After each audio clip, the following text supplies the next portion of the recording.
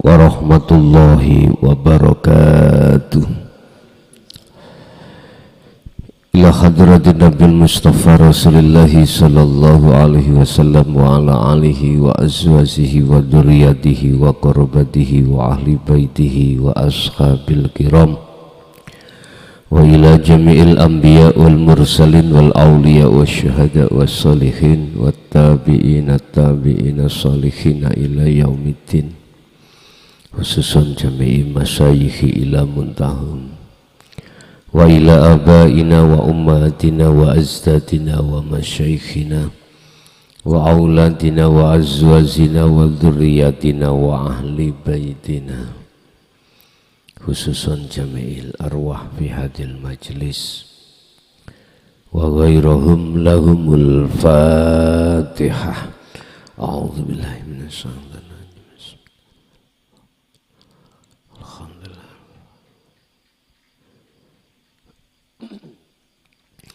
Bismillahirrahmanirrahim. Alhamdulillahi rabbil alamin wa bihi nasta'inu ala umurid dunya waddin. Asyhadu an la ilaha illallah wa asyhadu anna Muhammadan abduhu wa rasuluh. Allahumma salli wa sallim wa barik alaihi wa ala alihi wa ashabihi ajma'in.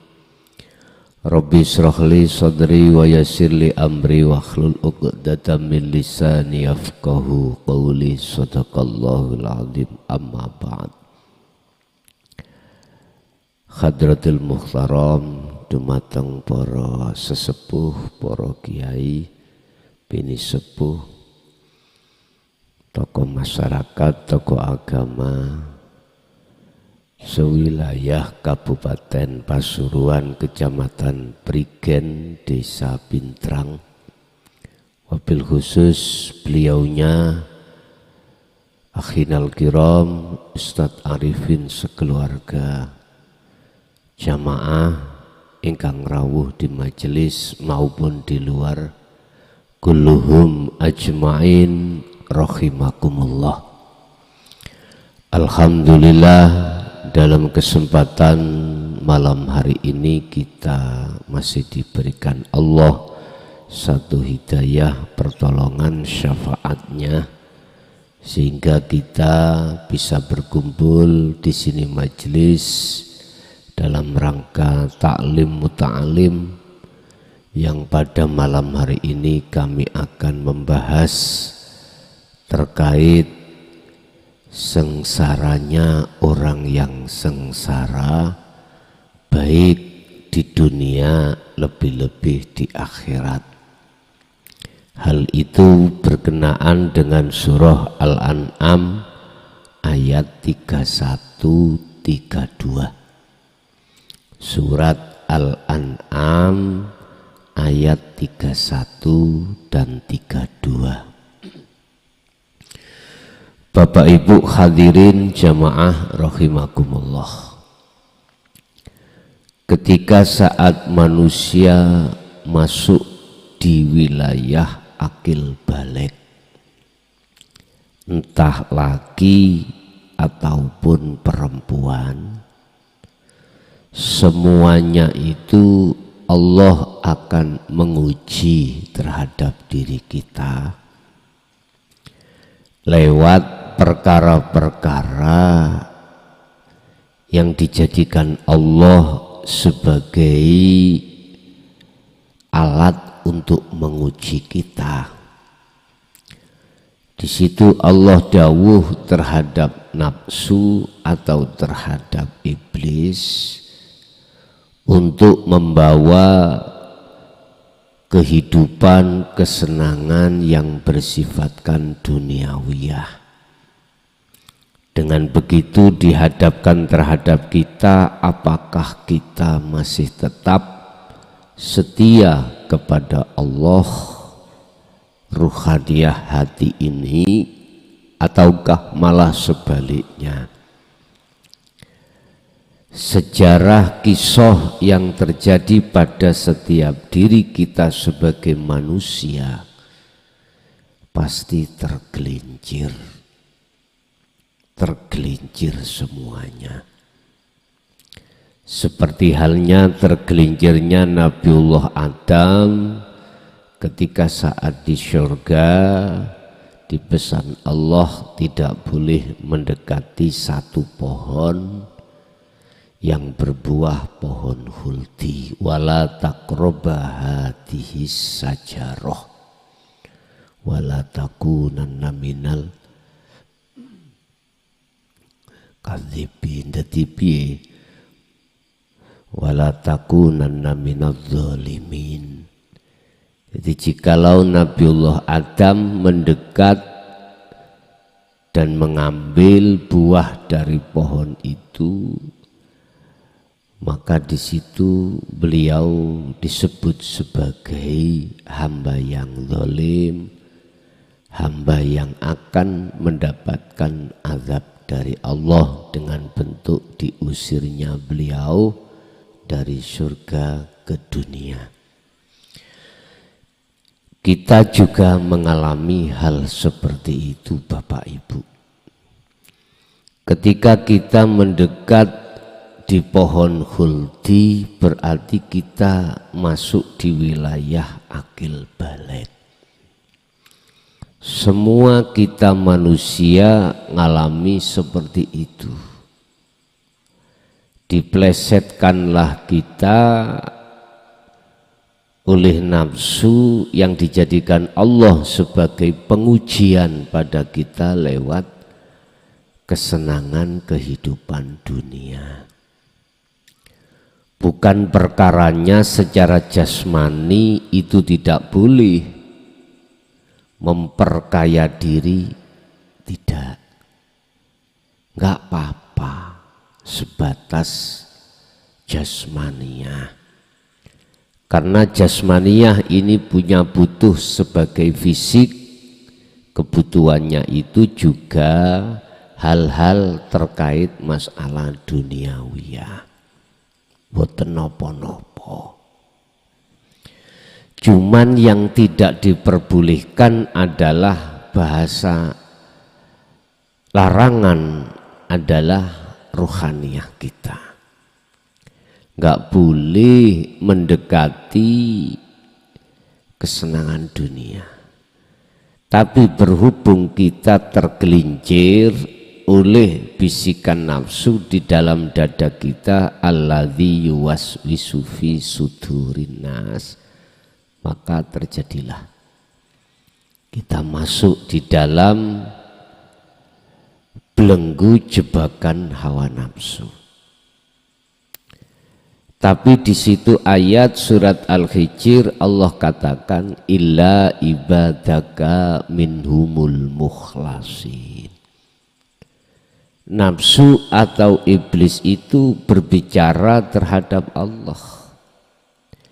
Illa ibadaka, kecuali yang tidak bisa kami gelincirkan ya Tuhanku adalah golongan-golongan hamba yang jenengan pilih. Siapa hamba yang dipilih ini Bapak Ibu? Siapa? Sebab manusia semuanya tergelincir. Itulah hamba yang sebelum tinggalkan dunia ini sudah keluar dari gelinciran atau bisikan hawa nafsu. Diterangkan di dalam surah Al-Hijr ayat 18, yang dimaksud dan yang disebut illa ibadaka minhumul mukhlasin adalah mereka yang ketika Rasulullah menyampaikan tentang dinul haq, dinut tauhid, beliau iki hatinya bisa terima, hatinya bisa terima, hatinya bisa menerima dan menyadari bahwasanya kita selama ini menjadi hamba atau menjadi kawula umat yang zalim pada Allah. Jadi ada kesadaran hati selama ini kita ruhaniyah zalim pada Allah. La ilaha illa anta subhanaka inni kuntu minadz zalimin. Ini kita sadar kalau kita itu dalam posisi hati ini zalim pada Allah. Bentuknya hati ini zalim, beriman pada selain Allah. Allah yang kumaksud bukan nama, bukan sifat, bukan zat. Contoh, di depan kita ada pohon yang bergoyang, daunnya bergoyang. Hatiku beriman bahwasanya pohon atau daun yang bergoyang itu goyangnya karena dirinya sendiri. Hatiku beriman yang goyang itu adalah daun itu. Bisa goyang sendiri. Lah, inilah termasuk salah satu di antara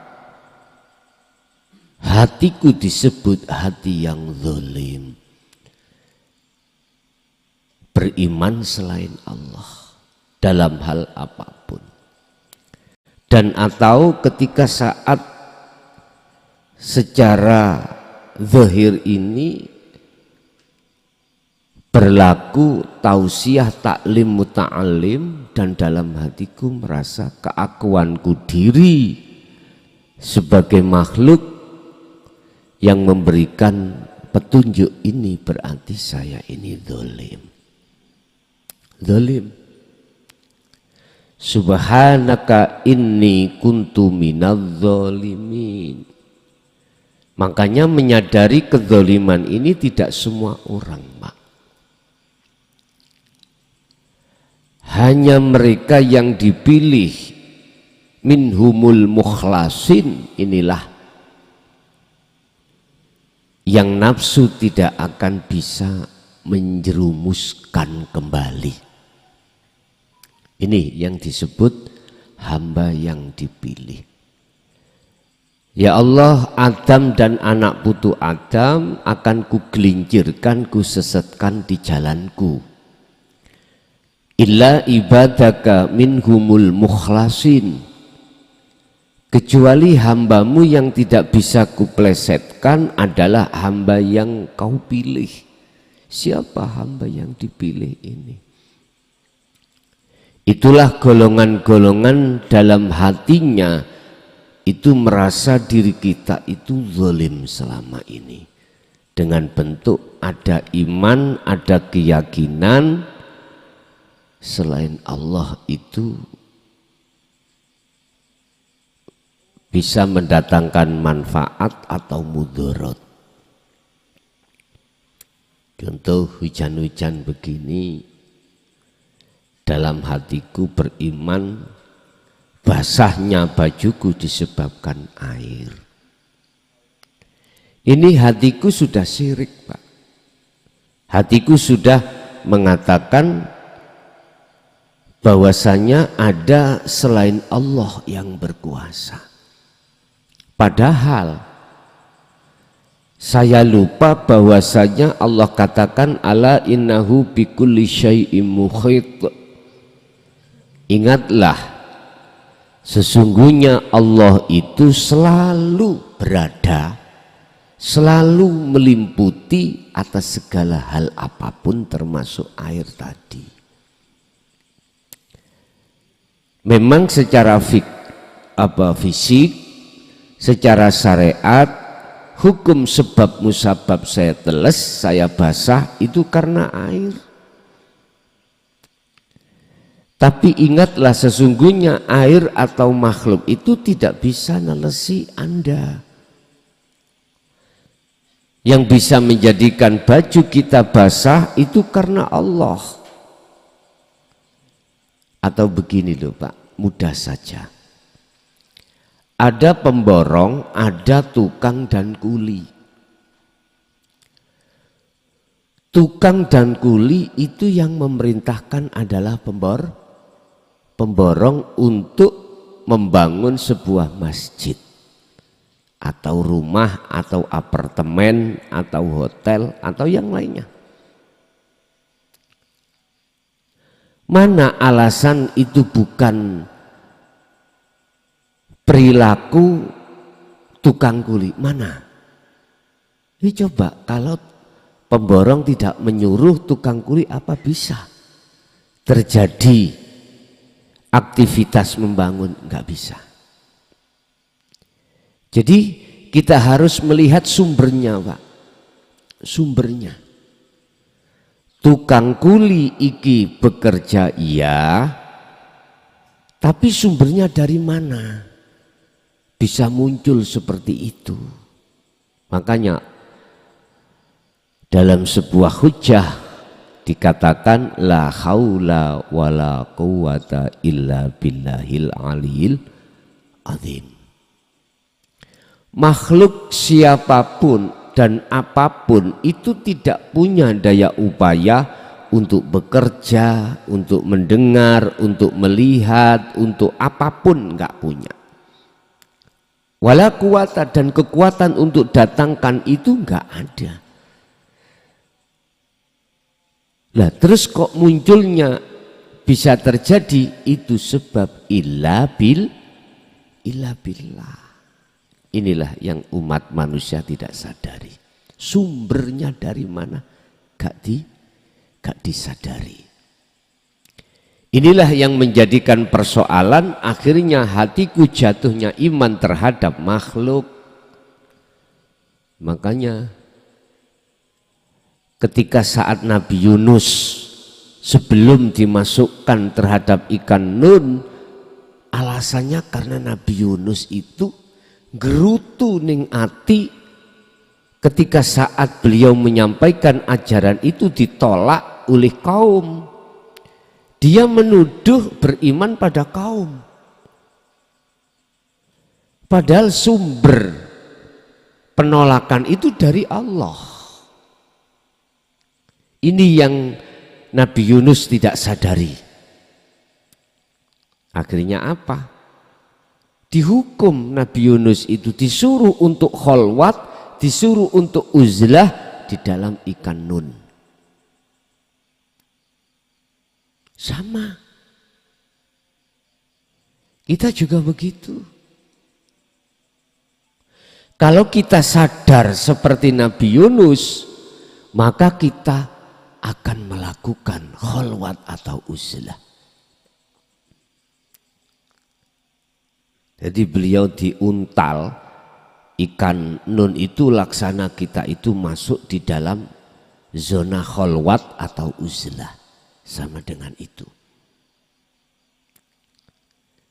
Sebab kita merasa sudah sadar kalau selama ini ruhaniyah kita itu hati kita telah zalim. Kalau seseorang hatinya sudah sadar selama ini kita itu zalim pada Allah ruhaniyah, maka otomatis Allah itu terasa dekat pada kita.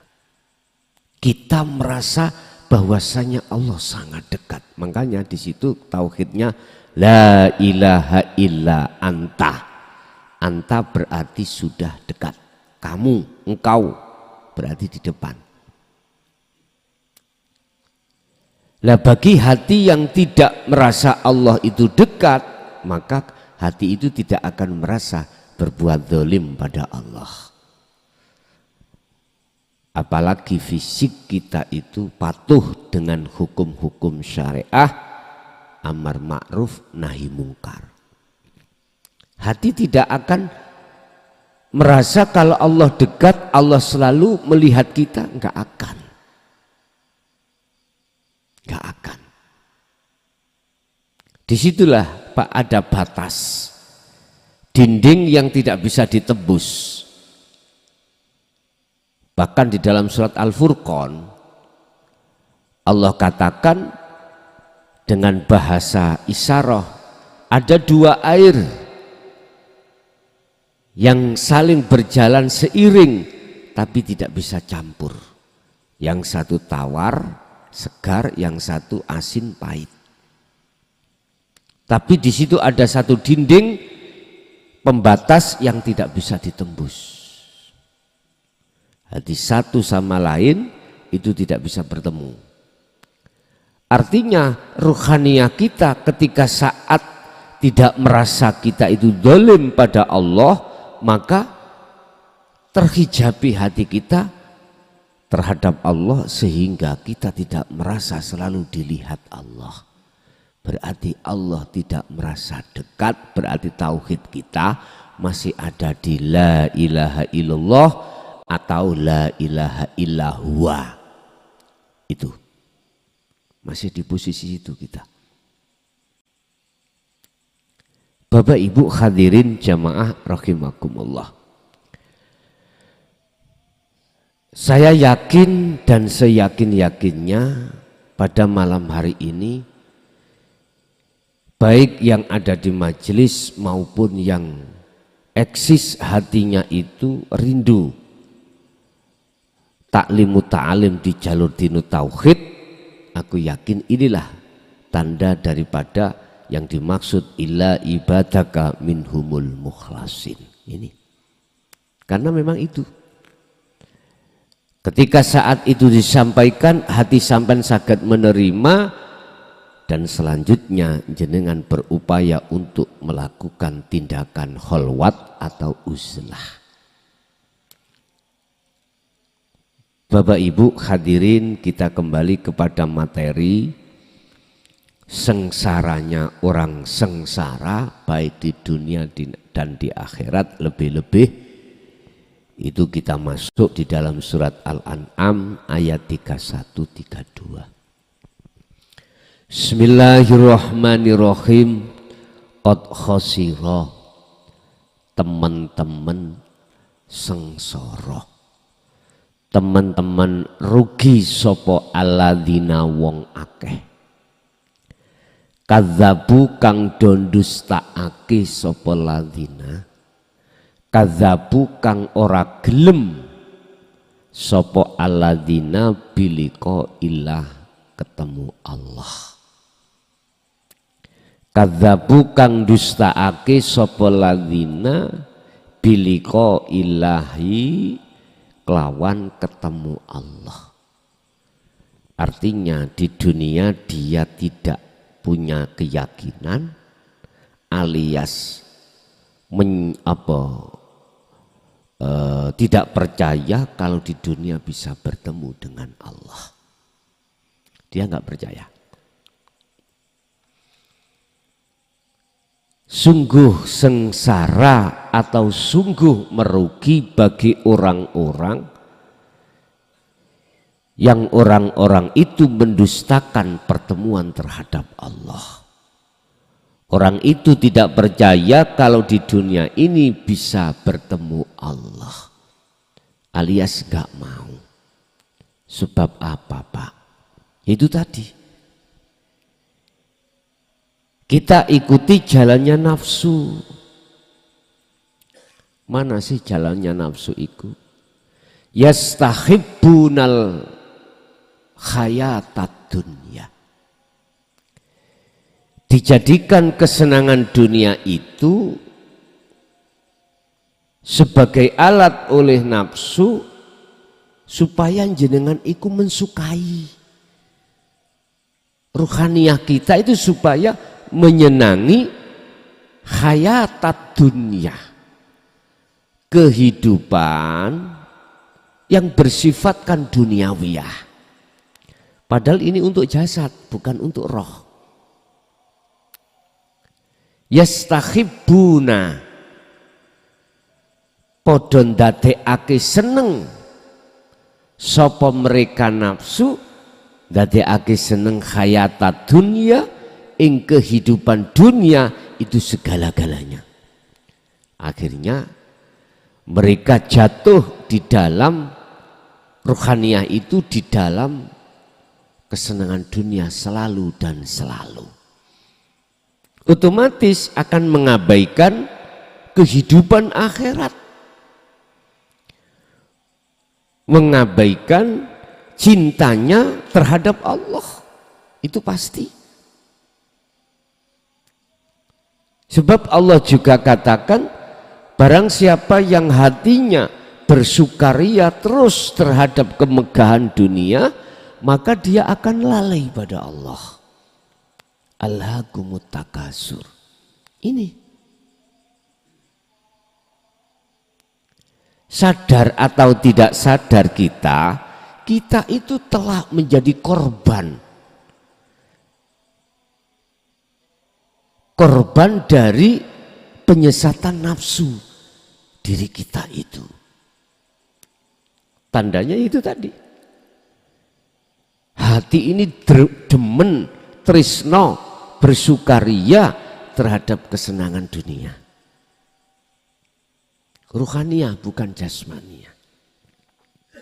Loh, sebab itulah maka mereka tidak mau bertemu Allah. Kadzabu biliko ilah, mereka itu dengan cara nafsu membuat kita seperti itu, maka kita tidak percaya kalau di dunia itu akan bisa bertemu Allah. Lawang Allah itu loh, ora adoh. Bahkan Allah dawuh terhadap Kanjeng Nabi Muhammad, idza sa'alaka ibadi anni fa inni qaribun. Katakan Muhammad, jikalau hambaku tanya tentang diriku, katakan inni qaribun, sesungguhnya saya itu dekat. Lah ini bahkan lebih dekat dari urat nadi, dan saya ada di dalam dan di luarnya. Oleh karena hati kita bersukaria terhadap jalan nafsu, maka otomatis kita lalai dan tidak tahu kalau Allah itu dekat, sebab terhalang dengan hayatat dunia. Ini Pak persoalannya. Sampai kapankah kita seperti ini? Dalam surat At-Takasur, hatta zurtumul maqabir. Kalau tidak lekas sadar, ini terjadi sampai mati kita. Sampai mati. Artinya sampai kita tinggalkan dunia. Baru jenengan sadar, hatta idza ja'athumus sa'ah. Jenengan kalih kula niki ati mendustakan pertemuan terhadap Allah, kesadaran itu akan muncul sampai kapan? Hatta idza ja'athumus sa'ah, hatta sehingga idza ja'athum, tatkalane teka hum ing mereka apa as-sa'atu bagdatan. As-sa'ah ini kalau diartikan secara syariat adalah hari kiamat besok. As-sa'ah ini kalau diartikan secara hakikat adalah kematian di dunia ini. Bagdatan kang ngagetake. Berarti ada masa sing ngagetake. Masa yang mengagetake. Mengejutkan, itulah kematian, sakaratul maut. Baru mereka itu sadar kalau selama ini dia tertipu oleh nafsu. Baru sadar mereka ini dia selama ini zalim. Akhirnya mereka berkata, qalu, mongko ngomong. Berkata sopo mereka yang mengikuti jalannya nafsu, rupane ucapan ya hasrotana, aduh sengsara tenan ingsun, rugi tenan ingsun.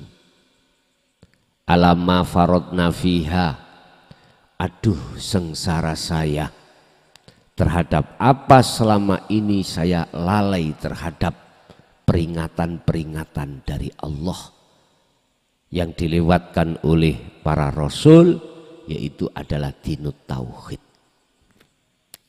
Sungguh sengsara saya di mana saya telah melalaikan tentang hari-hari itu. Ini Pak, as-sa'ah itu. Jadi wis gak ada kesempatan.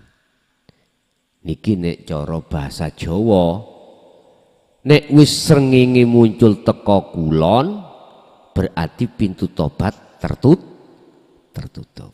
Gak ada kesempatan. Kanjeng Nabi dawuh, idza mata benu adama ing qata'a. Tatkalane anak putu Adam iki menghadapi kematian, maka terputuslah semuanya. Kecuali 3 perkara. Sodakotin jariyatin au ilmin yantafa'u bihi awaladin sholihin. Sodako jariyah ya gak ono. Ilmu yang manfaat apalagi, tinggal 1 jenengan. Sodako jariyah mau mana? Karena kita dolim syirik terus nang Allah, jadi nggak diterima. Ilmu yang bermanfaat apalagi, tinggal 1, anak soleh yang selalu mendoakan orang tua. Lah anak soleh ini yang dimaksud adalah ruhaniyah sudah duduk di makrifat Allah. Ini anak yang soleh. Bukan hanya secara fisik Pak. Bukan hanya di mata manusia tapi di mata Allah. Karena ini urusan sudah urusan akhirat. Dia selalu berdoa, mohon ampun pada Allah atas kesalahan orang tuanya. Nah, posisi dia itu hatinya makrifat. Berarti bukan perkaranya anak makhluk bisa menyelamatkan orang tua atau orang lain, tidak. Semuanya semata karena sumbernya dari Allah. Dari Allah, karena murni. Wahum yahmiluna auzarahum ala zuhurihim. Mereka itu memikul beban dosa-dosa syirik di punggungnya. Pun dosa sing paling gede adalah syirik. Baik syirik jali, lebih-lebih syirik khafi. Ini syirik khafi ini yang jarang diketahui oleh umat manusia, khususnya umat Islam. Karena pendidikan untuk memahami syirik khafi tidak pernah diajarkan. Akhirnya kita selalu syirik hati kita pada Allah secara khafi. Kan sudah dikatakan dalam surat Al-Maidah ayat 76. Malakum dzarraw wala naf'an. Makhluk iku gak iso nekakno mudarat, bahaya utawa manfaat. Sumber kabeh iku teko Gusti Allah. Muhammad, sampaikan ini pada umatmu. Sudah disampaikan Pak pada kita. Tapi mengapa kau masih tetap saja beriman pada makhluk, sedangkan makhluk itu malakum dzarraw wala naf'an, gak bisa memberikan manfaat. Bagaimana mungkin makhluk itu bisa memberikan manfaat terhadap makhluk lain, sementara dirinya sendiri menolong dirinya gak bisa. Ini kita bicara aslinya Pak ya. Rokok ambek korean sama-sama makhluk. Gak mungkin korean itu bisa menyumet, apa menyumet Pak? Menyulut, rokok itu bisa disedot, gak bisa. Gak percaya, silakan. Hei korean, sumeten rokok ning ngarepmu iku, mboten saged. Jangankan nyumetno nang ngene rokok, wong ngurupno dhewe awake lho mboten saged. Tidak bisa. Baru ada sumber. Nah ini Pak, pihak sumber dari yang lain. Ini yang manusia tidak sadari. Kita berangkat dari rumah ke sini, mohon maaf bisa berkumpul bukan karena kita sumbernya bisanya. Karena hidup dalam diri jenengan. Allah dari diri jenengan. Akhirnya seakan-akan kita bisa datang sendiri di sini. Kebanyakan manusia lalai akan hal itu karena mengikuti jalannya nafsu. Jalannya nafsu ikut tadi. Dengan cara jenengan iki disuguhkan bercinta supaya bersukaria dengan hayat dunia, maka otomatis kita akan lalaikan dari sumber aslinya, dari Allah Subhanahu wa ta'ala. Mereka yang sudah mati sudah Pak, nggak perlu ditalkin. Wong barang mati kok ditalkin. Artinya gini Pak, mohon maaf. Orang ditalkin itu mestinya orang masih hidup. Saya tidak menyalahkan loh, ya enggak Les, cuman saya mengkritik aja supaya tambah ningkat pengenalan diri jenengan pada Allah, tauhidnya biar tambah ningkat. Ngeten lho Pak. Orang di beat, orang ditalkin itu mestinya orang itu masih hidup. Di thariqah ada pembaiatan, ada talkin, hidup. Gak mungkin nyun sewu cara mursid nalkin nangone wong mati, tegese mbuh perkara sing mati ditalkin, gak mungkin. Bapak Ibu, maksudnya gitu. Ketika saat manusia itu menyadari bahwasanya segala sumber itu dari Allah, maka dirinya akan merasa menjadi patung.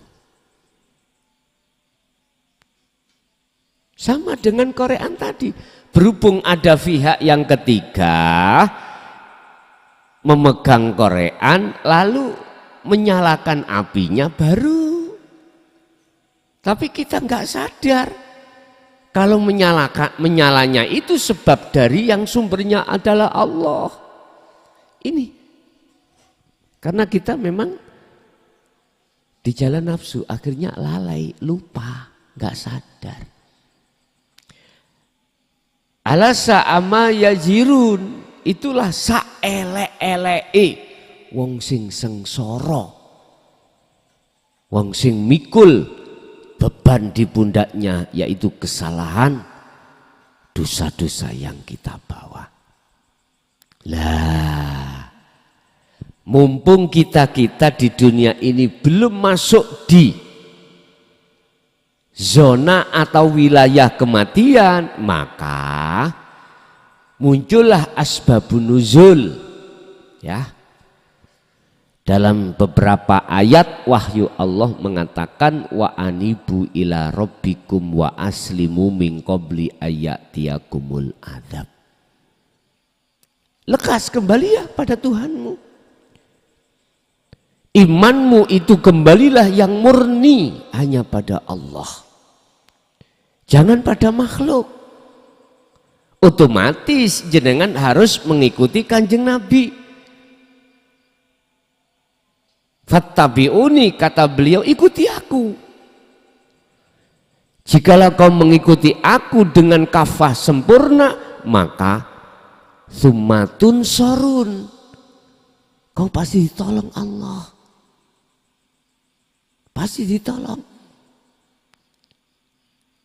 Kita umat Islam khususnya tabek ngikuti Kanjeng Nabi ku syariat tok Pak. Mayoritas syariat tok. Hakikat makrifate, ajaran tauhidnya tidak kita ikuti. Itu loh persoalannya. Mengapa demikian? Karena mohon maaf, ajaran yang di jalur dinul haq, dinul tauhid ini diberangus. Tahu diberangus, Pak? Apa berangus itu? Gak boleh keluar gitu loh maksudnya. Jikalau keluar pasti akan muncul makalah dzalika dhalalah, itu sesat. Seperti itu. Hal itu terjadi saat ketika ditinggal oleh Rasulullah wafat. Abu Bakar menyampaikan kaum Khawarij belum kuat, nggak berani. Abu Bakar, Umar juga begitu, nggak kuat kaum Khawarij. Utsman juga begitu, terakhir Sayyidina Ali. Kaum Khawarij ini sudah kuat, akhirnya beliau dibunuh, dipenggal. Itu zaman khalifah, Pak. Kaum Khawarij itu hafal Quran, Pak, hafal hadis, luar biasa. Akhirnya sejak itulah ajaran yang bersifatkan dinul haq, yang garis lurus langsung dari Kanjeng Nabi, yang mendidik ruhaniyah atau hati kita, tidak pernah muncul. Akhirnya generasi seterusnya, mohon maaf, pekok kabeh. Ngerti pekok? Dalurung kabeh. Ruhaniyahnya bukan jasmaniahnya. Ruhaniyah. Ruhaniyah kita tersesat di dalam jalannya nafsu. Yastakhibunal qaula, yastakhibunal hayatad dunya alal akhirah. Jikalau kita sudah masuk dalam perangkapnya nafsu alal akhirah, kita akan melalaikan Allah. Dan juga nafsu wa yasudduna an sabilillah, akan selalu menghalangi siapapun yang akan membuka tentang dinul haq, dihalang-halangi. Wa yabghunaha iwaja. Kalau dihalang-halangi nggak bisa, maka yang terakhir akan dibengkokkan dengan cara makalah-makalah mereka. Naudzubillah. Makanya jangan heran kalau kita itu gak paham tentang ilmu, tentang hati, karena memang beliau-beliau yang hatinya sudah masuk di jalur hakikat makrifat itu diberangus. Apa tadi? Diberangus itu? Hah? Dibungkam. Jangankan di tengah umum, di tengah tempat khusus saya nggak berani. Karena dibungkam, udah. Akhirnya sederhana beliau-beliau dulu, mengapa beliau tidak menyampaikan? Karena sederhana, takut fitnah. Itu. Terus siapa yang tanggung jawab besok di akhirat? Bahasa syariat. Ya mereka-mereka ahli kitab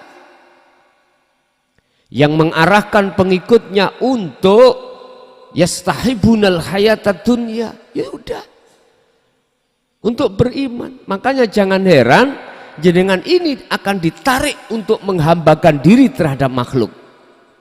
Pujaannya kepada makhluk. Jangan heran Anda. Rasulullah loh padahal sendiri mengatakan, innama ana basarum mislukum.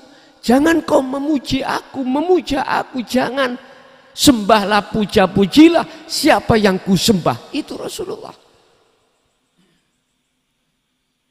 Lah kok ada generasi-generasi yang mengatakan kita diperintahkan untuk memuja pada makhluk. Ini yang selama ini kulawan. Walaupun aku sendiri, katakanlah. Karena memang ini tugas. Inilakum minhu nadhirum mubin. Saya hanya untuk mengingatkan saja. Mana sih kebenaran yang sebenar-benarnya yang pernah disampaikan oleh baginda Rasulullah SAW ini. urusan jenengan nggak setuju, monggo, saya juga nggak apa-apa.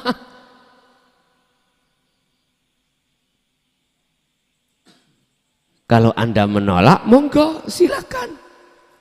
Saya juga nggak apa-apa kok. Tugas aku hanya mengingatkan, menyampaikan, menasehati. Urusan Anda nggak mau, terserah.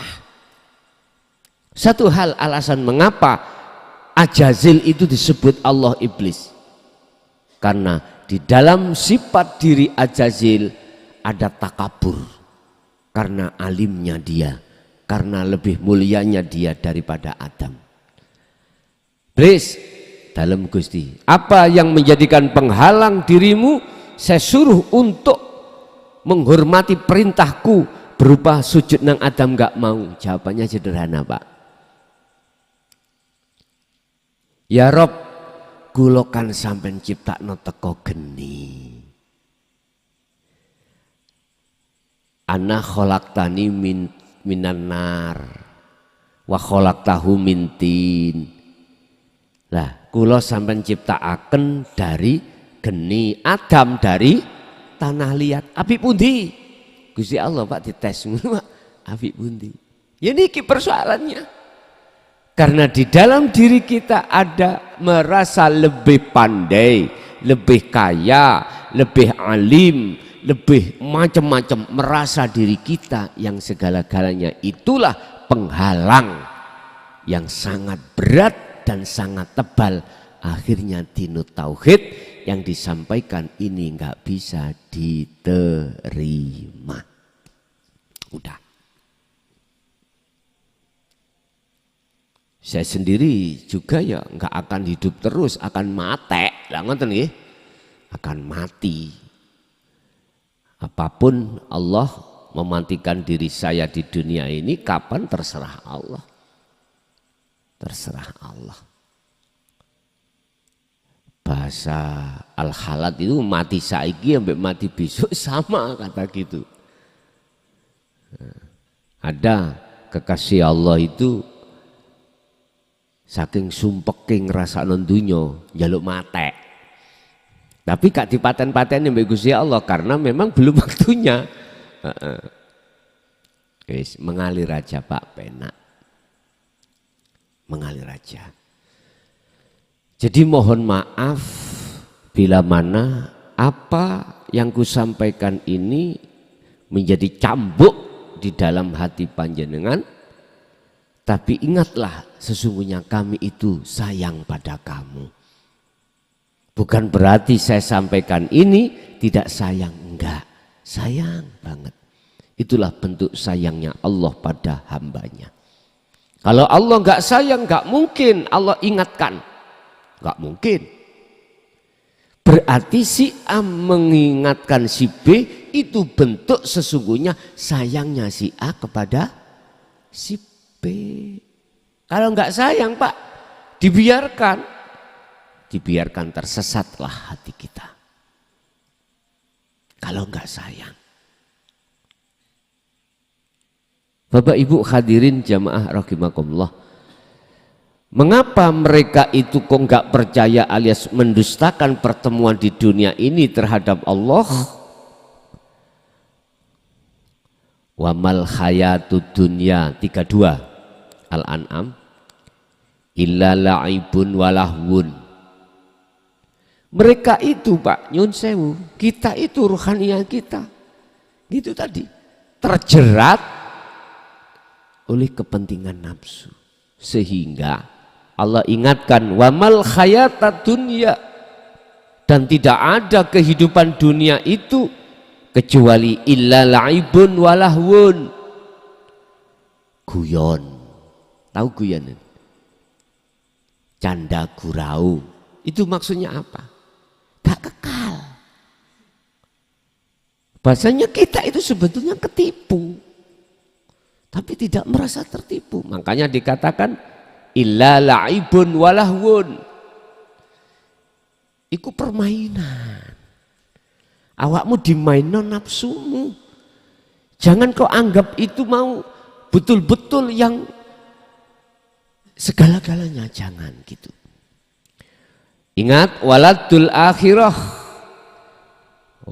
akhiratu lan utawi negeri akhirat iku khairun luwih bagus lilladina maring wong akeh yattaquna kang padha takwa sapa ladina. Artinya ingat negeri tempat sing kekal sing gak guyon tidak gurau ada akhirat. Secara akhirat di dunia ini Pak, ini loh akhirat Pak, inilah ini akhirat. Lah dekat sih akhiratnya, gak jauh. Nyatanya ini bagi hatimu wajib sebelumnya itu gak nyatanya selain ini. Artinya apa Pak? Jikalau kau menginginkan nyatanya yang wujud, sebenarnya kau harus meniadakan yang seakan-akan wujud. Padahal itu sesungguhnya tidak ada atau tidak wujud. Jikalau kau ingin tahu nyatanya Allah, maka tiadakanlah selain Allah di dalam pandangan basiroh mata hatimu. Ngoten loh. Maksudnya begitu. Andai kata kau ingin masuk di dalam alam akhirat, tinggalkan alam dunya iki.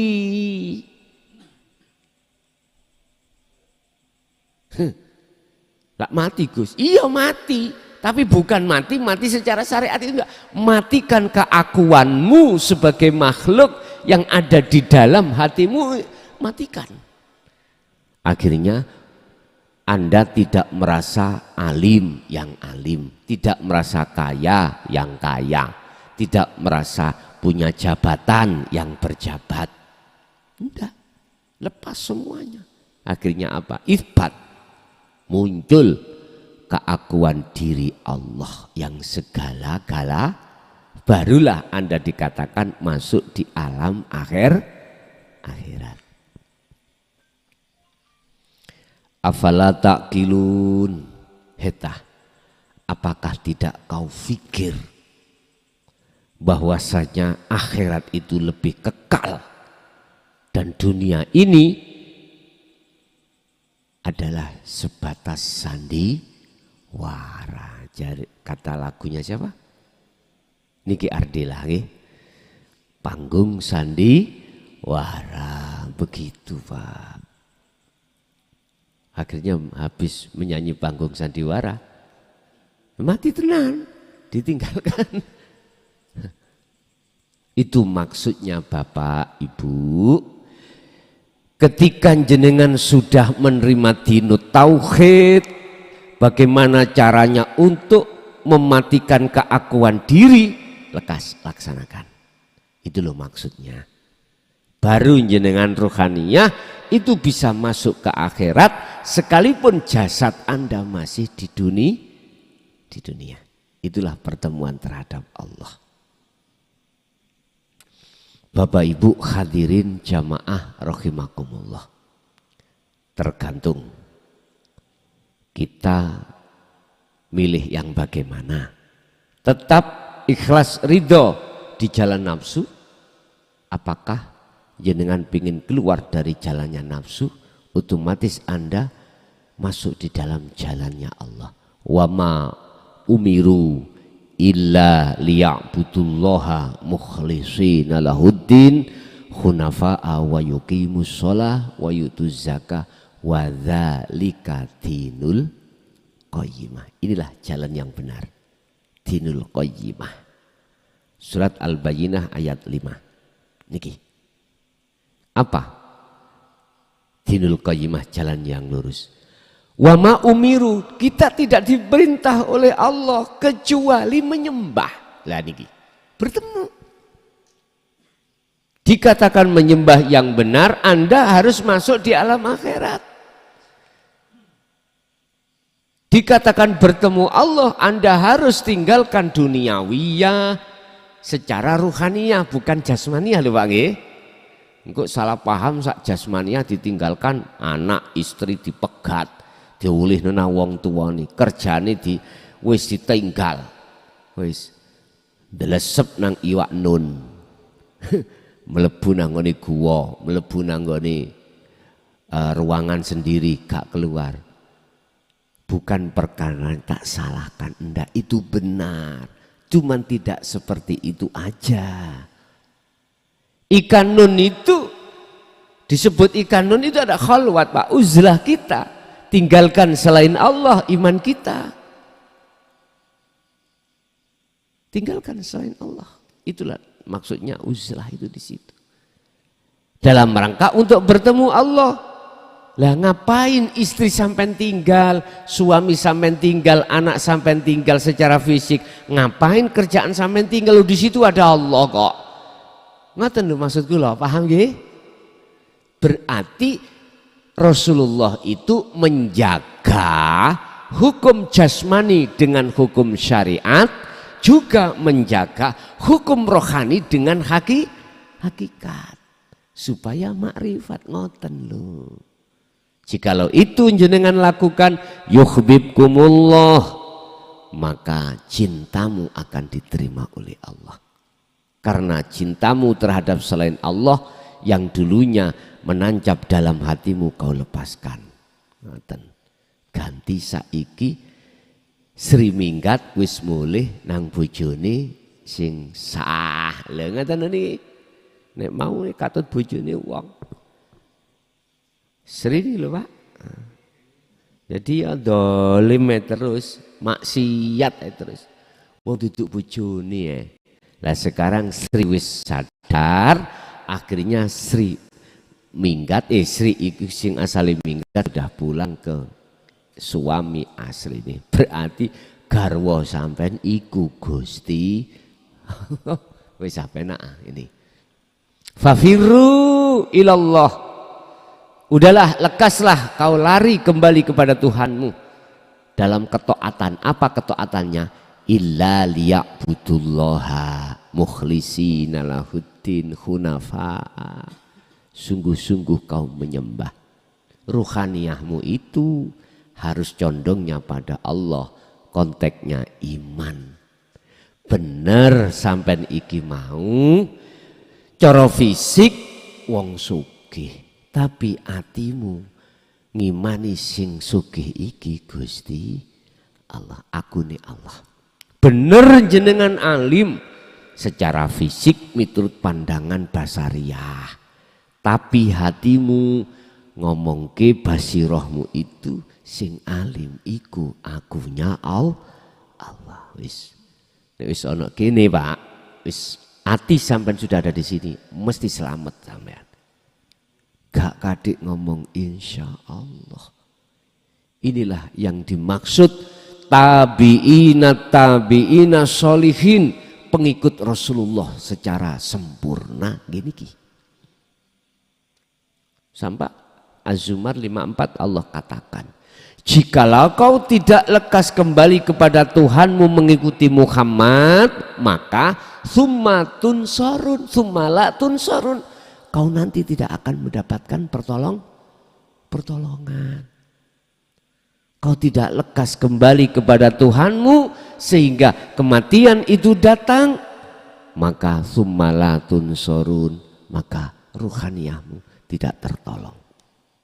Allah tidak akan menolong kita. Akhirnya ruhaniyah masuk di alam barzah sing gelap. Ini gelap. Karena apa? Karena saat di dunia walladzina kafaru auliya'uhumut taghut yukhrijunahum minan nuri ila dhulumat. Karena di dunia kita itu kita jadikan nafsu sebagai imam kita, penolong kita. Selain Allah kita jadikan sebagai penolong kita. Konteks iman. Itu akhirnya iman kita jatuhnya pada makhluk. Oh si A kok sing gini, oh si B itu yang gini, oh kok gak ditolong si A si B, aku gak iso. Lah dia nggak tahu sumbernya. Lah ngoten nggih. Nggak delok sumbernya, nggak melihat sumbernya dari siapa itu. Akhirnya imani pada makhluk. Wis gelaplah dia. Masuk di dalam alam kegelapan. Niki nggih mesti tak pastekno suul khotimah. Mesti gelap, Pak. Makanya andai kata umat manusia yang hidup di dunia ini diperlihatkan Allah bagaimana ruh yang sudah masuk di dalam alam barzah, siksanya itu dia di kegelapan itu kok tahu nyun sewu, Pak. Kok diperlihatkan Allah. Udahlah, sampai gak kober ingin maksiat, gak mau.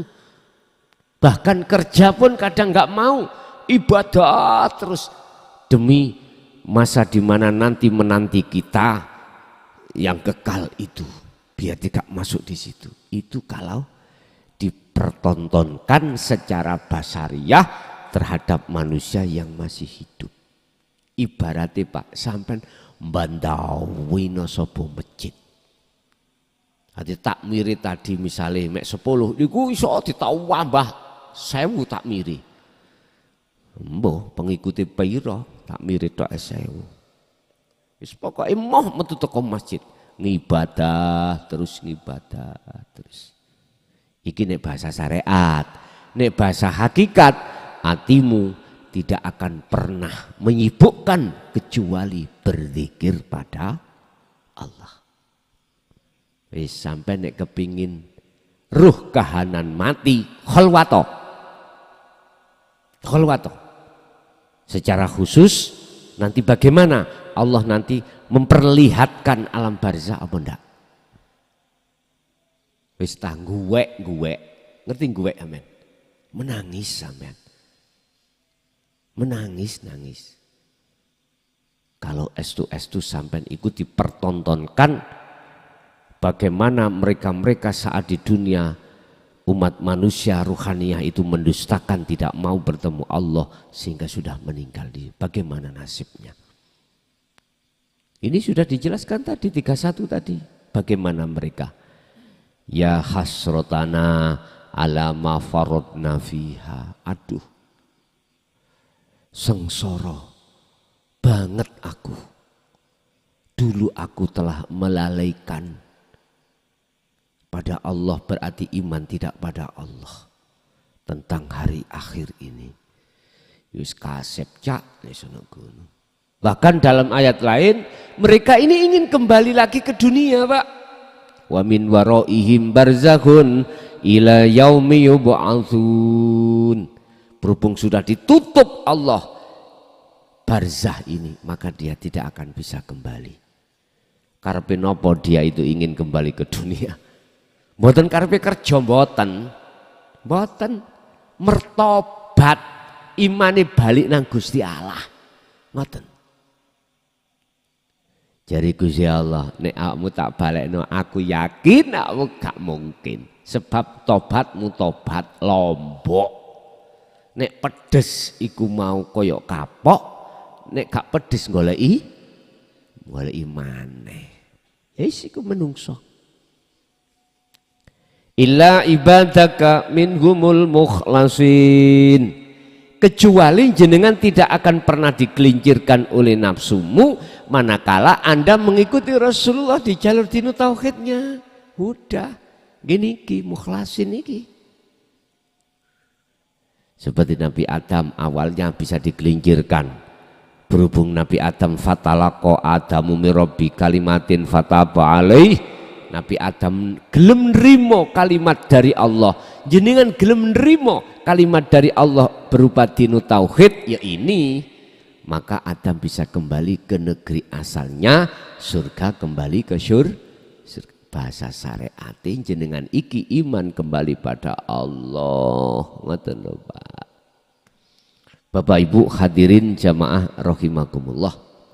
Itu sekelumit terkait masalah sengsarane wong sing sengsara ning dunya wis ketok kelihatan kalau kita sengsara. Takut sing sugih kelangan sugihe, takut sing duwe jabatan kelangan jabatane, takut sing melarat terus melarati iki termasuk rasa takut di dunia ini, kita khawatir di dunia ini, itu bentuk siksa Allah, lebih-lebih di akhirat. Ya udah, percaya gak percaya terserah karepmu, udah terserah. Ingat, saya hanya menyampaikan apa yang pernah disampaikan Rasulullah, yang selama ini banyak yang tidak mau menyampaikan, hanya menyampaikan syariatnya saja, secara hakikat ma'rifat tidak disampaikan. Oke, Bapak Ibu, kita masuk pada sesi tanya jawab. Barangkali ada yang perlu ditanyakan, monggo kami persilakan.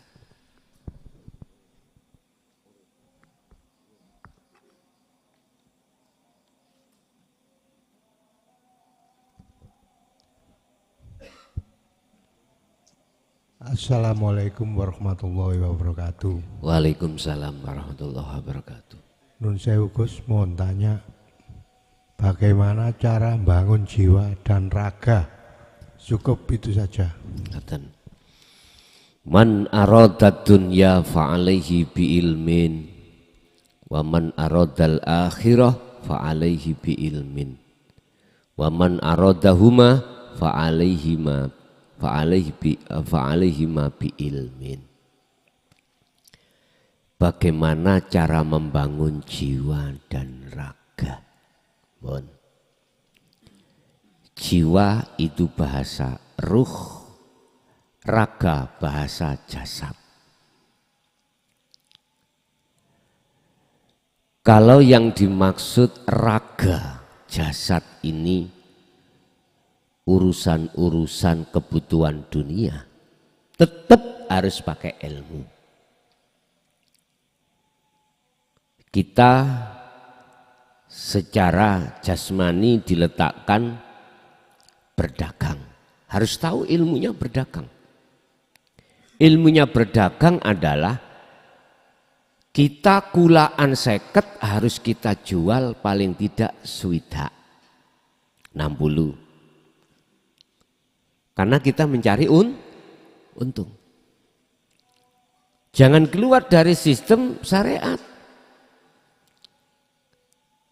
Kita kulaan, apa sih kulaan bahasa Indonesia ini Pak? Kulaan, itu apa? Sing S1 lho Pak. Aku SD gak lulus masalahnya. Ya wis kulaan ngoten lah. Kita kulaan 50 gak mungkin toh Pak, kita jual 40. Gak mungkin. Itu berarti keluar sistem, gak boleh. Secara Islam juga begitu. Halalallahul bai' wa harramar riba. Enggak boleh. Di situ ada perkara yang riba atau yang diharamkan. Gusti Allah menghalalkan jual beli dan mengharamkan riba. Contoh, riba iki contoh. Kita jualan. Kita belinya, kulaannya adalah 50. Terus kita tawarkan pada pembeli itu 70. Terus ditawar oleh pembeli 60. Kita ngomong, wong tadi ada yang menganyang. Oh menganyang Pak. Menawar 70 saya kasih, mumpung awakmu iki khusus awakmu gak apa-apa 70. Padahal ya gak ada yang nawar tadi 70. Nah, itu riba, gak boleh. Gak boleh Pak. Berarti keluar syariat, keluar fikih, keluar. Berarti kita telah mendatangkan riba. Gak boleh. Sama. Kita kulaknya itu 50. Kita tawarkan 70. Terus ditawar orang 60. Gak boleh. Ini lo kulaknya itu lo 60 saya. Lah labanya mana? Ya tambah ono titik lho. Padahal kulaane 50. Riba lagi. Hati-hati. Makanya dalam dunia syariat ada namanya bondo sing berkah lan ora berkah. Ada di situ. hindari hukum-hukum syariat. Kok hukum-hukum syariat? Hindari hukum-hukum yang dilarang syariat, itu loh maksudnya. Wis, kalau yang dimaksud bangun jasad ini secara komplit adalah jasad kita kayak ono dasar hukum syariat. Di situ ada dua, mana perintah jalankan, mana larangan tinggalkan. Nah ini membangun jasad atau raga. Mana perintah harus kita lakukan, mana itu larangan harus kita. Ini cara untuk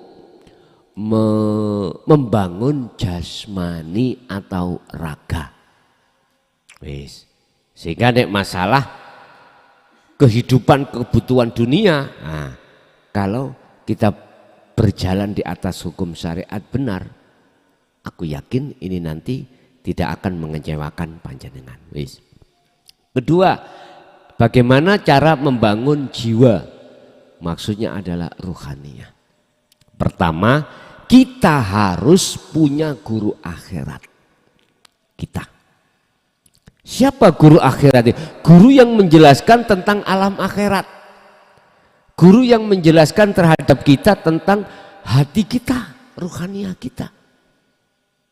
Otomatis inilah yang dimaksud dinul haq bil huda wa dinil haq. Inilah ajaran Rasulullah yang khusus di jalur dinut tauhid, hakikat untuk bisa makrifat Allah. Setelah kita mendapatkan beliau, kita pasti akan diwejang atau diajarkan ilmunya. Setelah ilmunya kita dapatkan, maka kita amalkan. Berarti bentuknya kita uzlah atau kholwat. Dengan zikir yang sudah dipandu dan dikasih sistemnya bagaimana untuk pelepasan iman selain Allah supaya bisa beriman pada Allah, yakfur bitaghut wa yu'min billah. Dengan terus menerus fastaqomu, maka disinilah cara untuk membangun jiwa. Simple, simple sekali. Walaupun simple, jadi kan mau apa ndak terserah. Dan itu ayat niku wau gak gelem karena isih bersukaria terhadap bisikan hawa nafsu, yang hawa nafsu membisik, umurmu sik dawa, nyantai ae bos, ngono. Sik 30. Engko enek 40. Nah, 40 sik gagah diomongno, matimu sik suwe. Nikmat dunia enak, lanjut. Kurang bojo siji, nah kono nang purel kono. Wis tau ambat. Hati-hati. Hati-hati.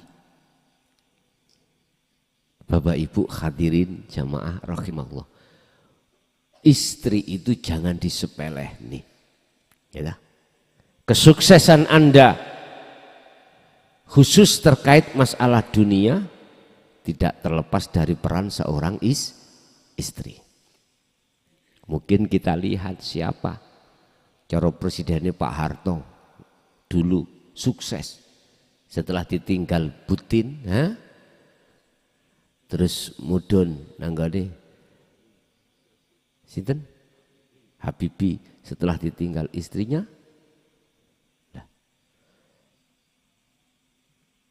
Berarti nek dilihat dari situ, maka seorang istri itu perannya itu luar biasa. Berarti doa seorang istri bahasa syariat itu sangat diharapkan. Padahal istri satu, apalagi istrimu.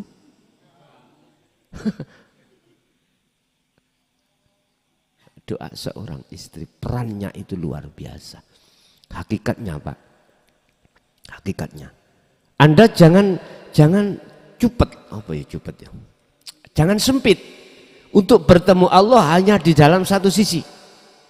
Di dalam istri suami ada Allah, dalam anak ada Allah, di dalam syahwatu dunia lagi, kesenangan dunia juga ada Allah, tergantung kita melihatnya kemana. Makanya tergantung kita itu yang membawa. Kalau yang membawa ilmunya adalah ilmu dunia, maka Anda akan diseret ke dunia. Kalau ilmunya yang membawa Anda itu akhirat, pasti kau akan diseret pada Allah. Itu. Makanya untuk membangun jiwa ini, kita harus satu punya guru akhirat, dua kita akan diwejang ilmu tentang akhirat, ketiga kita akan diperintahkan untuk khalwat dan kita lakukan dengan istiqomah. Disitulah cara untuk membangun jiwa. Nek bahasa ilmu sejati Pak, mohon maaf ya, teori sangkan paraning dumati, kita harus melakukan meditasi, bertapa, masuk dalam kesadaran penuh bahwasanya kita patung, semuanya adalah urip Allah Subhanahu. Ayo sing tahu nang masuk sejati gak heran, oh iya bener, berarti gak salah miturut Quran. Quran ini adalah tidak hanya amanu tapi wa amilus sholihah. Ingat, yun sewu wal asri, demi masa kata Allah. Masa itu waktu. Innal insana sak temene akeh menungso, banyak manusia iku lafi khusrin. Banyak di antara manusia itu mengalami kerugian besar. Waktu demi waktu lalai pada Allah. Gak bisa bertemu Allah. Karena yang diinginkan hanya bertemu terhadap kesenangan dunia. Tapi ilah, kecuali yang tidak merugi. Kami lihat, amanu wa amilus sholihah. Dialah tidak hanya beriman kepada Allah, konteksnya adalah dinu tauhid, juga wa amilu as-sholihah, dia mengamalkan, mempraktekkan ilah khalwat, ilah meditasi. Sapa sih awak dhewe iki asline patung. Fungsi meditasi itu adalah, fungsi khalwat adalah menetralkan diri kita sesungguhnya itu la maujud. Sesungguhnya kita itu tidak punya apa-apa, patung. Itu tadi kayak Korean mau loh Pak. Innaka sesungguhnya Muhammad, kaum Muhammad ini ikulah tahdiman ahbabta, tidak akan pernah bisa memberikan pertolongan terhadap orang lain sekalipun itu orang yang kau cintai. Muhammad, sesungguhnya kau tidak bisa memberikan petunjuk terhadap orang lain sekalipun itu orang yang kau cintai. Nah, iki langsung Rasulullah Pak ya. Biar iman sampai niki mengke ben gesekan. Engko akhirnya putih, jadi nek beras nek diinteri akhirnya putih. Artinya jenengan ben sadar. Lah terus siapa yang menolong? Terus siapa? Sumber aslinya dari mana? Yang berikan petunjuk, walakinallaha yahdi may yasha, tetapi yang memberikan, yang bisa memberikan petunjuk, menolong itu adalah Allah terhadap hamba yang dikehendaki. Ngene lek sik gak percaya ae, nek sak liyane Allah itu gak punya manfaat, gak iso nulung apa-apa, ya terserah. Kurang mentok kah? Iki Rasulullah langsung yang dikhitobi. Apalagi kita sing ngaku-ngaku duriyah, anak putune, wah muncul takabure ning ati-ati Pak, maksudku. Jangan bos, berhentilah kau. Caranya perdalam ilmu tauhid dulu, baru Anda akan tidak muncelak-muncelak seperti itu. Aku cuman mengingatkan aja, urusan Anda terima dan tidak, sing ngaku-ngaku nyun sewu ya dah, punya nasab apik. Wah, mohon maaf sekali lagi, saya tidak bermaksud apa-apa. Saya cuman mengingatkan aja, urusan kau terima monggo, gak kok terima nggih monggo. Tetap Anda akan sadar nanti kalau sudah datangnya satu kematian. Ternyata kita masih dolim pada Allah ruhaniyah kita. Oke, nggih, ada lagi, monggo.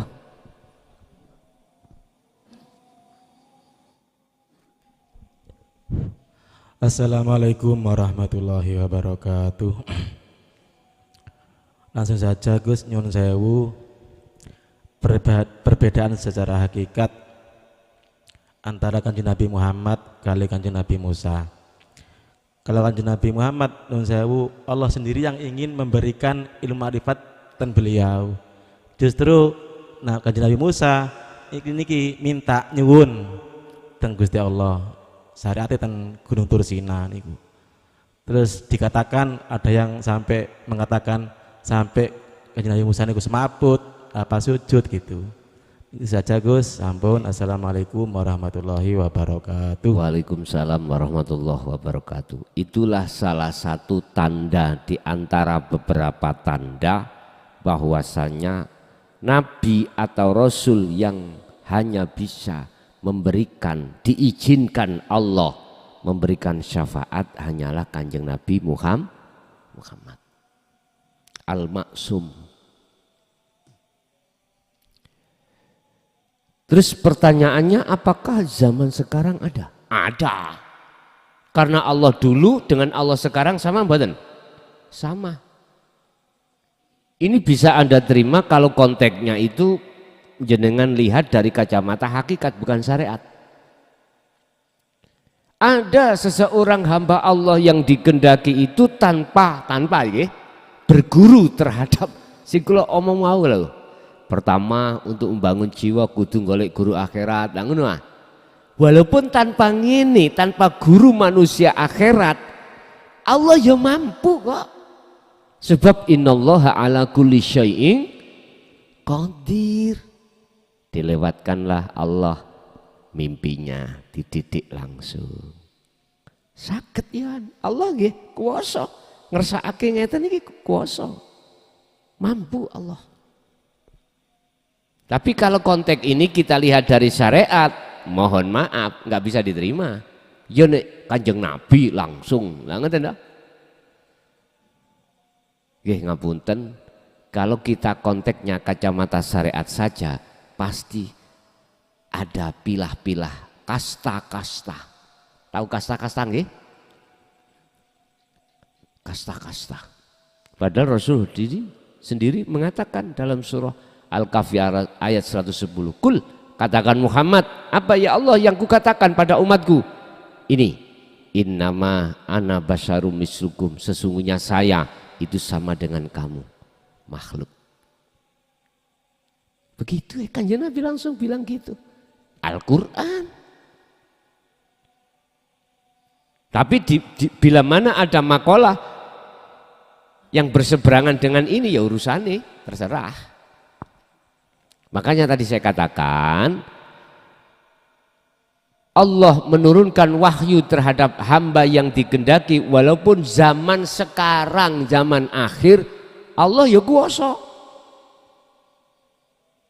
Allah kuasa. Walakinallaha yahdi may yasha. Wa qala aidan nurun ala nurin yahdillahu linurihi may yasha. Selalu memakai mayyasha. Siapa mayyasha? Man terhadap orang berarti umum Pak, hamba. Yasha yang dikersakake, yang dikehendaki oleh Allah. Terserah Allah mengendaki terhadap siapapun, monggo. Gak harus Allah mengendaki hanya terhadap cara pandangan manusia orang ini baik. Tidak harus. Allah juga bisa mengendaki orang Syiah, pandangan orang lain itu jelek, tapi pandangan Allah itu bagus. Itu. Kalau boleh saya katakan, siapakah mereka yang dikehendaki golongan wa minhum al-mukhlasin? Mereka yang pandangan Allah baik. Pandangan manusia ini nomor 2 Pak. Nomor 2, pandangan pertama adalah pandangan Allah. Pandangan Allah baik itu pandangan yang bagaimana? Husnul a'mali nataiju husnil ahwal min qalbin zahidin. Niki kitab hikam. Pandangan Allah bagus amalia jasad Anda itu tergantung sumber keadaan di ruhania Anda bagaimana. Dikatakan baik manakala sumbernya dari hati Anda min qalbin zahidin. Cara Quran min qalbin salim, qalbun salim, qalbin salim, hati yang selamat dari nafsu kepentingan. Qalbin zahidin itu hati yang bagaimana? Hati yang tunduk, hati yang selalu melihat, hati yang selalu karena Allah. Berarti sudah kefanaan atas dirinya hamba. Ini qalbin zahidin iki. Sebab menungso atine keadaannya ada luru, qalbin zahidin dan qalbin rohibin. Rohibin itu hati yang condong pada makhluk. Ini Bapak Ibu hadirin jamaah rahimakumullah. Inilah perbedaan antara Nabi Muhammad dengan Nabi Musa. Nabi Musa sampai sebelum beliau itu diperintahkan ke Gunung Turisina, beliau itu disuruh ngangsu kawarut terhadap Nabi Khidir. Cuman ada 3 hal yang menjadikan berpisah, putus dengan Nabi Khidir beliau itu gara-gara memprotes. 3 kejadian, padahal sudah diingatkan. Musa, kau nggak mampu, nggak ingat, nggak bisa mengikuti aku, nggak bisa. Jikalau kau menguatkan hukum syariatmu, jikalau kau sudah mau belajar ilmu hakikat nang aku untuk makrifat, parkiren rasa rumangsa ngalimmu, parkiren rumangsa sugihmu. Memang tak akui kau sugih, tak akui kau punya jabatan, tak akui kau punya pengikut banyak, alim. Tapi bila mana tidak kau lepas dulu, tidak kau parkir dulu, coro sandangan, coro klambi nggak kau lepas dulu, tak jamin gak iso masuk. Boten.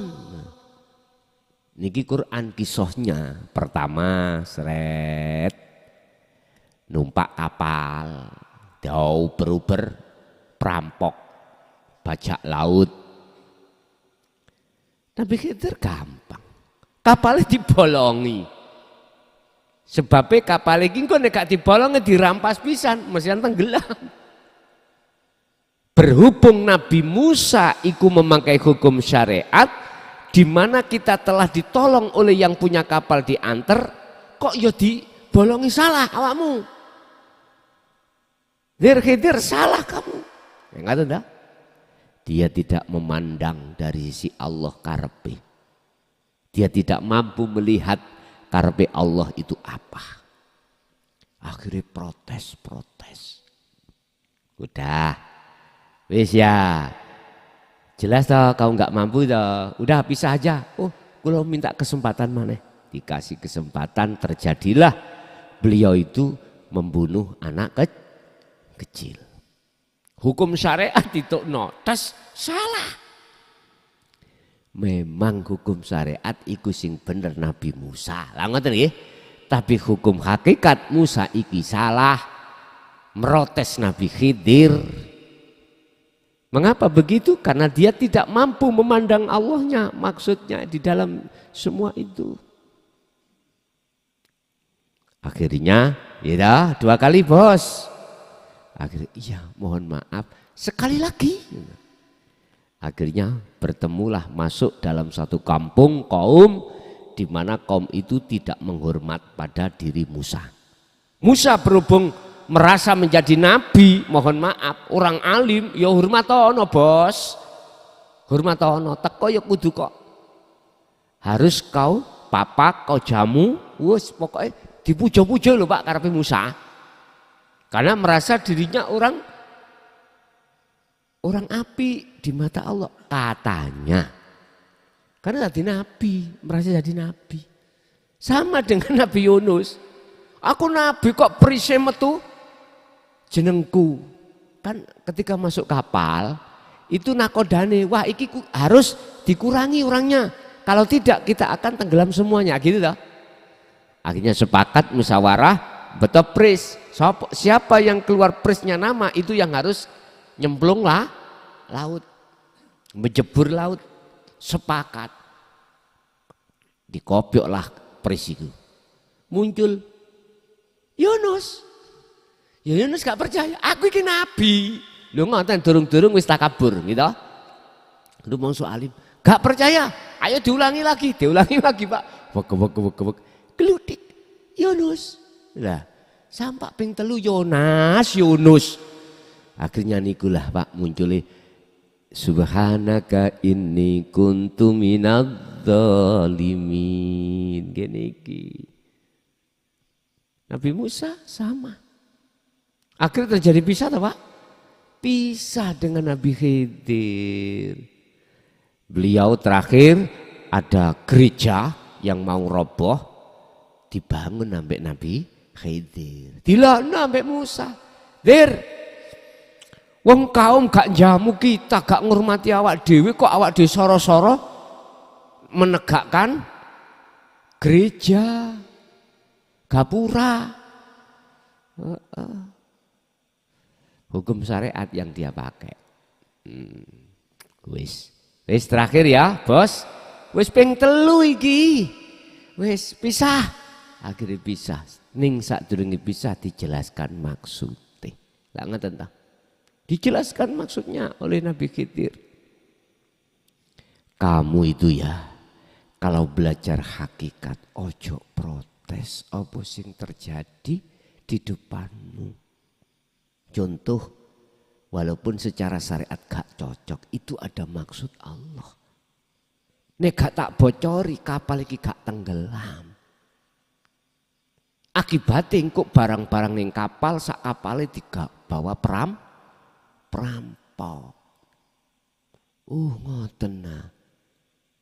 Masya Allah. Wis nomor loro, arek cilik iku nek gak dipateni ambek Allah. Sok nek gerang kalau besar mengkafirkan, mensyirikan orang tuane. Makanya cilik ya tak apa dipateni Allah. Wong wae kuwi nganggo syariat menuduh aku sing mateni ning sumbere teko sapa? Won diluk tok Pak Nabi Musa akhirnya ambek nangis ndrodos merga wis diputusno gak boleh berguru ikut. Akhirnya Allah Musa munggah nang gunung Turisina, bos. Nak munggah nak, bahasane wong tua nang anak lah ngoten nah. Trimon wahyu ning kono kuwi. Ning kono ana kitab jenenge Taurat trimon. Engko pelajarana isine kitab iku ben awakmu bisa nyampe nang aku. Nah, jar bahasa syariate beliau ke Gunung Turisina dalam rangka menerima wahyu kitab Taurat ringkese ngoten. Udah akhirnya terjadi seperti itu. Makanya ada satu perbedaan. Kalau Kanjeng Nabi mboten, Pak. Sempat Kanjeng Nabi tersesat. Mohon maaf ya. Buka di dalam surat Al-Hijr ayat 92 sampai 99. Di situ ketika Rasulullah menyampaikan dinul haq, terus ada kaum yang menolak bahkan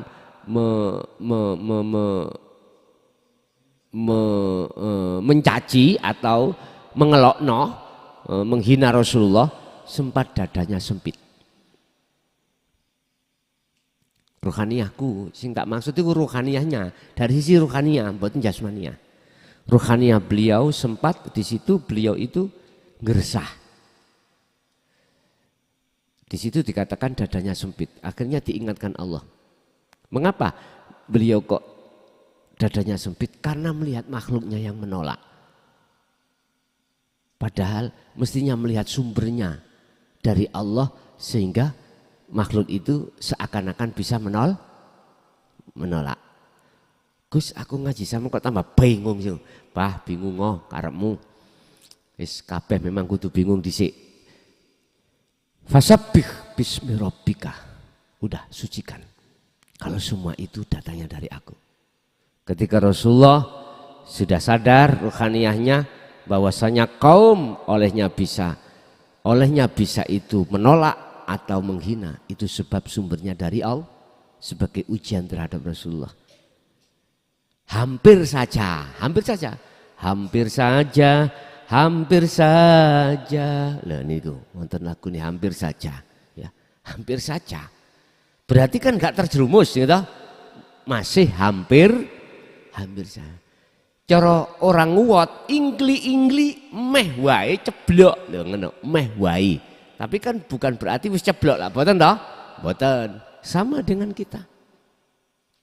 Kalau jenengan tetap fastaqamu faqadistam sakabil urwatil wuthqa, pegang teguh tali Allah sirul asal ini. Lah ini akhirnya kok meh wae lho ngono lho. Apa bahasa Indonesia meh wae? Hampir saja berarti Anda tambah waspada nanti. Mengapa Rasulullah itu kok langsung, Nabi Musa kok tidak? Karena itulah salah satu tanda alasan, salah satu Nabi dan Rasul yang diizinkan Allah, dibuat Allah tajalli membawa syafaat kepada umat. Bukan Muhammad yang bisa memberikan syafaat, tapi Allah, syafaat Allah yang diletakkan pada Muhammad untuk umat. Kul, katakan Muhammad, lillahi ku tetap kedua Allah, apa asyafaatu pertolongan jami'an kelawan sekabehane. Muhammad katakan kalau syafaat iku milik Allah semuanya. Nah Muhammad iku dititipno, asal diizini untuk bisa sampai ke sama dengan niki wau lho Pak, Korean.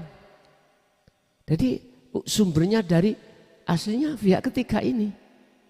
Cuman dilewatkan Korean supaya bisa nyumet rokok. Ya apa bisa nyumet Pak?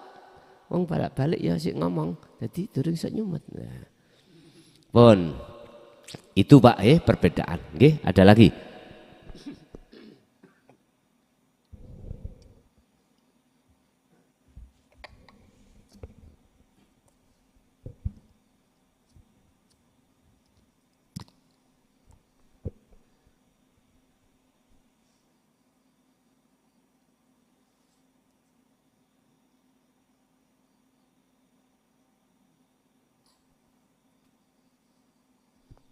Sampun.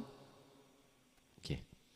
Bapak Ibu hadirin jamaah rahimakumullah, itulah apa yang telah diberikan Allah terhadap kita tentang ilmu tauhid.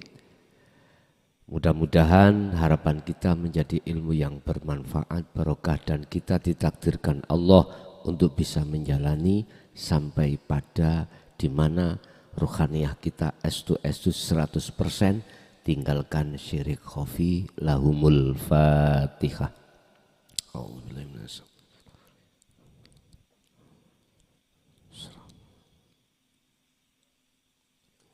Awal sampai akhir bila mana ada kalimah yang kurang berkenan, kami atas nama pribadi nyuwun ngapunten ingkang kathah. Hadanallah wa iyyakum wal afa minkum. Assalamualaikum warahmatullahi